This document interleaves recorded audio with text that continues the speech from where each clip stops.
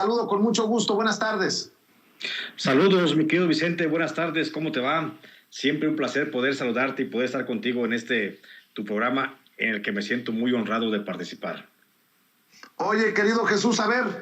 mucho hemos hablado contigo del fiscal Gersmanero, que no estaba trabajando a la misma velocidad que Santiago Nieto como titular de la Unidad de Inteligencia Financiera. Se nos va Santiago Nieto de la Unidad de Inteligencia Financiera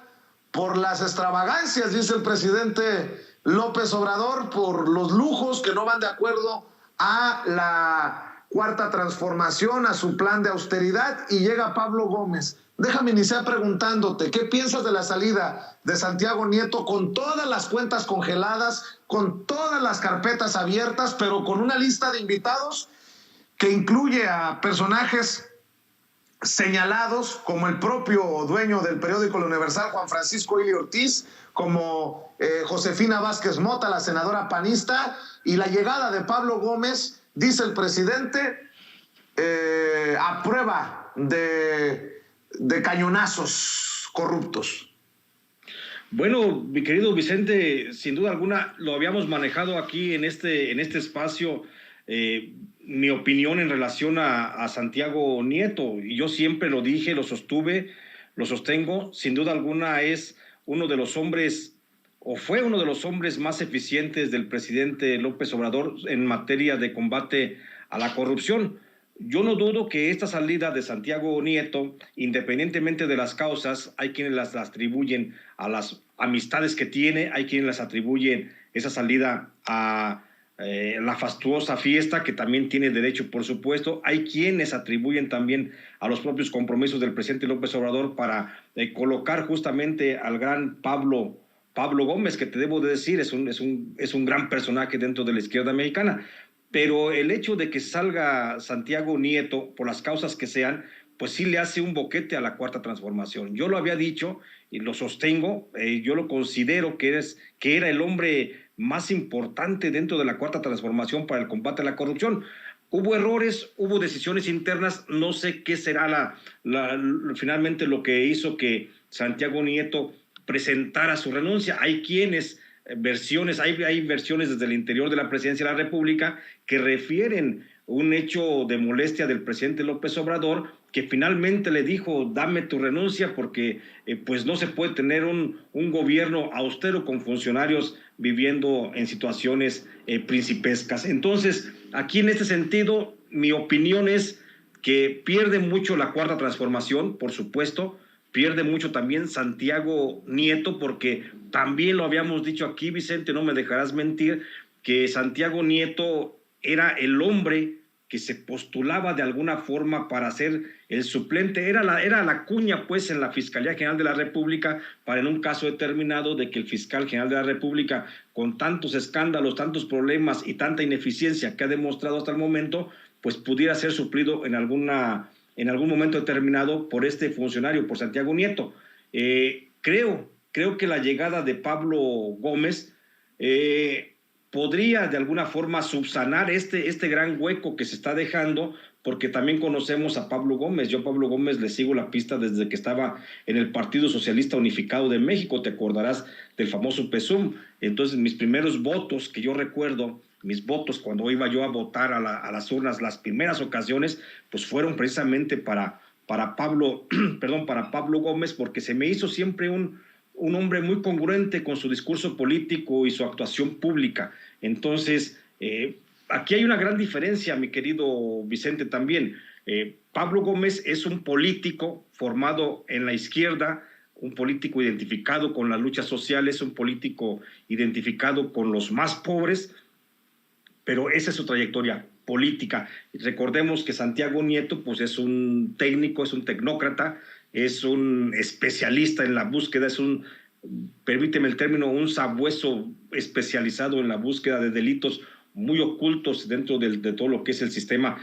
pues antes era electoral, hoy estaba en el sistema financiero. Entonces, son dos perfiles bien distintos con los que ahora el presidente de la República, bueno, tendrá que lidiar con el perfil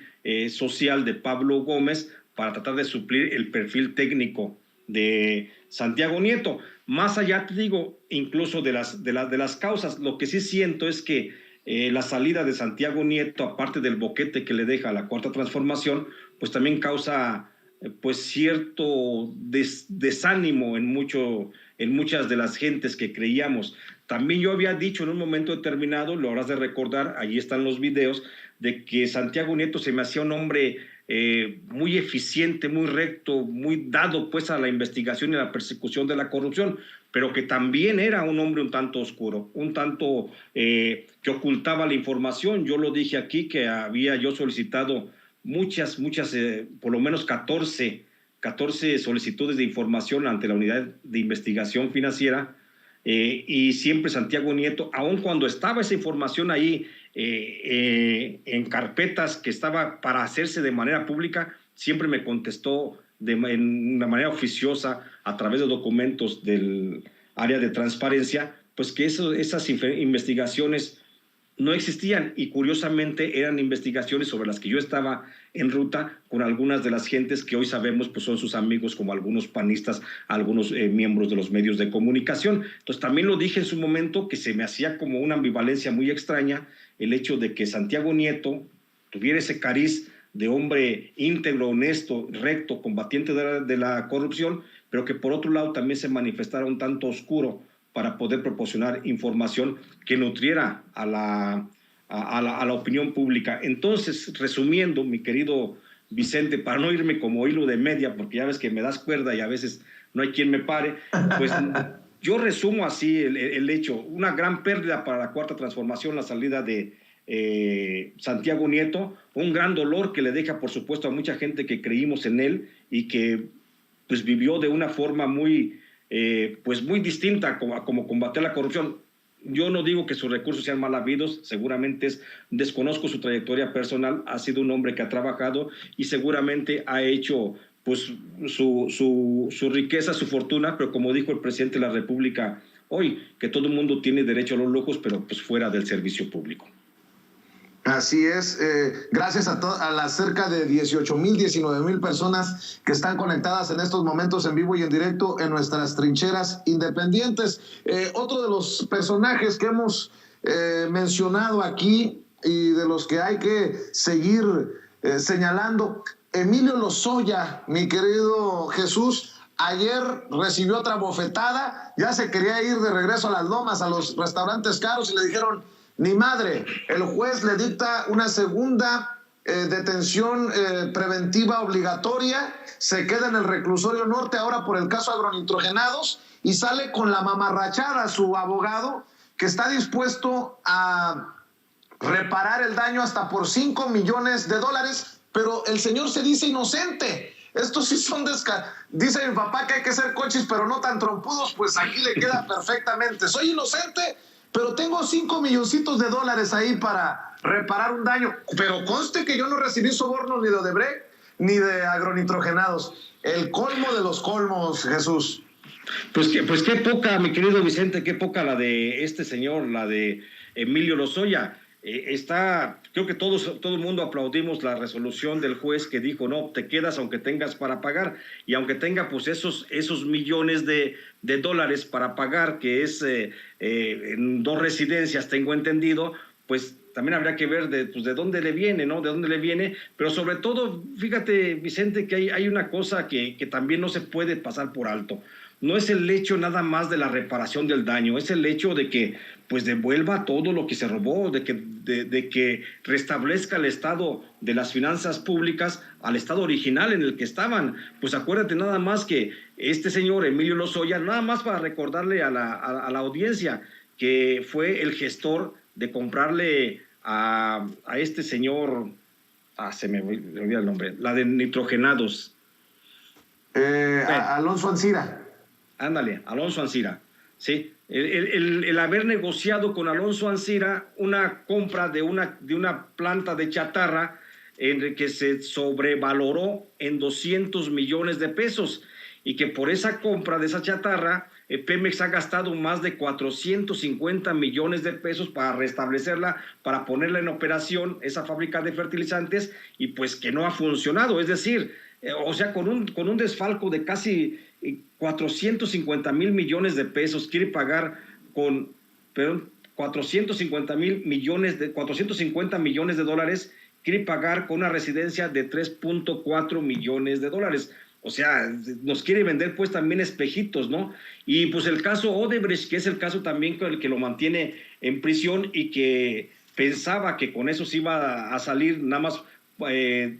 señalando acusaciones a diestra y siniestra, con mucho fundamento, por supuesto, pensaba que se iba a salir y hoy se ve más involucrado. Te acuerdas que en el caso de Brecht, él está acusado de haber manejado sobornos, haber recibido sobornos por 6 millones de dólares y hoy quiere pagar a la justicia, al gobierno mexicano, a las arcas, quiere pagar con 1.6 millones de dólares. Hasta en eso le quiere sacar pues ganancia, mi querido Vicente. Entonces, los contratos que se logró Odebrecht, tan solo por señalar alguno, hay que recordar que Odebrecht ganó el contrato en Tula, que le deja utilidades por 180 millones de dólares. O sea, de ese tamaño todavía nos quieren seguir viendo la cara, ¿no? Yo aplaudo mucho, por supuesto, la decisión del juez que dijo, no, te me quedas aquí porque aquí vas a tener que enfrentar el proceso y hasta que la justicia determine si es inocente o es culpable, pero qué bueno que no se le dio la posibilidad de que con la enajenación de 2 casas, pues quisiera salir otra vez a la libertad cuando le causó pues tanto daño económico a la nación. Y habría que ver, mi querido Vicente, porque es un tema que no se ha tocado, es un tema que nomás se está tocando únicamente sobre los recursos financieros de la red de sobornos para aprobar la reforma energética y lo de la planta de nitrogenados. Nada más se está tocando eso, pero habrá que ver también la responsabilidad que tiene Emilio Lozoya en lo que se refiere a la entrega del territorio nacional para las 110 contratos para la explotación de petróleo y gas que se entregó como parte de las rondas de Pemex, te recordarás, como parte de la reforma energética, y que de eso quién, nadie está hablando. Entonces ahí también hay un robo, hay un desfalco a la nación, al bien de todos los mexicanos, porque con 6 millones de pesos, perdón, con 4 millones de pesos que quiere pagar, que es a lo que suman sus 5 millones de pesos, que es a lo que suman sus bienes, pues no puede pagar el que haya entregado gran parte del territorio mexicano y el subsuelo mexicano con la explotación petrolera. De dólares, de vida, más de decir, mi querido Perdón, Jesús Lemus. Oye, Jesús, ¿y qué te parece este llamado que hace el presidente Andrés Manuel López Obrador? Creo que hemos también abordado este tema y te pido que lo abordemos nuevamente para cerrar. Hace un llamado a jueces para que no se tarden tanto en sus resoluciones. Este tema es delicado porque el presidente ha sido muy crítico de estos jueces, tomando como ejemplo el caso de los amparos en la carrera transvolcánica de Manzanillo a Guadalajara. El presidente Andrés Manuel López Obrador comentó que es importante que se traten los asuntos, pero que ojalá los jueces en este tipo de casos actúen de manera expedita y que no se tarden tanto en sus resoluciones. Jesús Lemus. Pues fíjate, Vicente, que ese caso de lo que hoy hace ese llamado el presidente para que los jueces pues sean más acelerados en su trabajo, que la justicia sea verdaderamente expedita en México, pues no nada más es por ejemplo, en torno a los casos de litigio, como en el caso de la carretera Manzanillo-Guadalajara. Tenemos por lo menos una docena de casos en el país donde empresas que se han apropiado de terrenos de ejidatarios o de pequeños propietarios o de comuneros, pues siguen en litigio desde hace muchos años. Te pongo el caso, por ejemplo, de la autopista también Tepic-Mazatlán, una autopista que ya lleva casi 12 años en litigio, donde cerca de 75 comuneros fueron arrebatados por parte de una empresa que ahora es ICA, la empresa de Carlos Slim, fueron arrebatados de casi 3,000 hectáreas de suelo. Y ahí los han ido llevando poco a poco los abogados de ICA en litigios, y es cosa que todavía los jueces no pueden resolver la devolución o el pago de estas 3,000 hectáreas sobre las que se construyó la autopista Tepic-Mazatlán. Pero mientras tanto, la empresa ICA, con su filial que cobra el peaje en esa zona, pues está recibiendo millones y millones de pesos en forma anual. Pero los ejidatarios, que eran 75 ejidatarios inicialmente los que comenzaron este litigio, pues ahí están, siguen a la espera de una resolución, y el juez ni para cuándo pueda entregar un resultado. Han muerto ya 10 propietarios de esos terrenos que se vieron despojados y no ha habido una respuesta. Te pongo nada más ese caso, pero encontramos como ese caso otros casos de despojo de terrenos en zonas de playa, en la zona de Oaxaca o en la zona de Nayarit, también ahí en la zona de San Blas. En Sonora también tenemos casos de litigios de tierras que ya llevan 20 años. Michoacán, no se diga, Michoacán es un hervidero de problemas de conflictos agrarios donde hay despojo por parte de empresas o de particulares para algunos ejidatarios, que llegan y les venden de buena fe, luego no les quieren pagar, llevan el caso a juicio porque saben que en la corte o que en el juzgado, pues los magistrados, los jueces, los encargados del proceso, se pueden tardar los años en esas resoluciones. En Michoacán, te pongo nada más el ejemplo, en Tecario, una comunidad que fue despojada también por un particular para 130 ejidatarios que les robaron también algo así como 12,000 hectáreas de suelo, pues ya llevan también 14 años a la espera de un juicio, a la espera de un resultado de ese juicio, porque llegan y les compran los terrenos, se hace todo el proceso, pero luego ya no los pagan, se van al juzgado y siguen a la espera. Han muerto también ya por lo menos 3 de los 14 ejidatarios afectados han muerto ya, y poco a poco a eso le van apostando los jueces. Eso es únicamente en lo que se refiere al despojo de la tierra, mi querido Vicente, porque habrá que ver también en el ramo penal, y de eso yo te puedo asegurar que los jueces también se sientan tranquilamente en sus escritorios y dejan pasar el tiempo como si no dependía de ellos una vida de las personas que están dentro de prisión. Hay decenas de casos que te podría mencionar, pero también en lo civil, en lo mercantil, en lo penal, los jueces están tardando los años para poder definir, y mientras a la gente pues se le va literalmente la vida. Mi querido Jesús Lemus, como siempre, maestro, es un placer saludarte, dialogar sobre estos casos, sobre estos personajes, y también siempre comprometido con recomendar tus espacios, que la gente siga apoyándote en tus trincheras independientes, en donde publicas y en donde sigues avanzando, mi querido Jesús. Gracias, mi querido Vicente. Pues sí, agradecerte mucho esta posibilidad de estar contigo aquí en Sin Censura. Yo soy parte de Sin Censura, mi querido Vicente, y agradecerte por esta posibilidad y pedirle a la gente si me puede seguir en redes sociales. Estoy en Facebook como Jesús Lemus Barajas y en Twitter estoy como @Lemus Barajas. También comentarte, mi querido Vicente, pues que siguiendo tu ejemplo, por supuesto, de periodismo vertical, he abierto también mi canal de mi canal de YouTube, y ahora estoy también transmitiendo